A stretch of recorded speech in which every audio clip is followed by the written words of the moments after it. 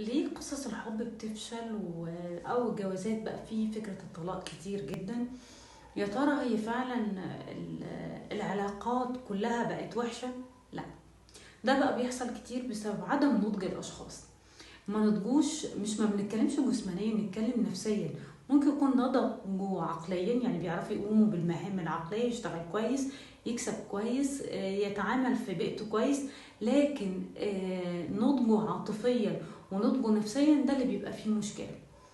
ده بسبب عوامل كتير من المجتمع وعوامل حصلت في التربية، وزي ما بيقولوا العولمة، وقبليها كانت الرأسمالية اللي كانت موجودة. كلام كبير جدا مش مهم، كانت نتيجته ان احنا ما خدناش الاكتفاء النفسي من الاحتياج للأمان والحب والرعاية من الأبوين.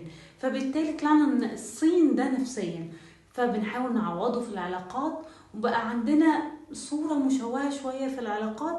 فبالتالي ما بنعرفش نتصرف صح، فبالتالي بنفشل في علاقات كتير.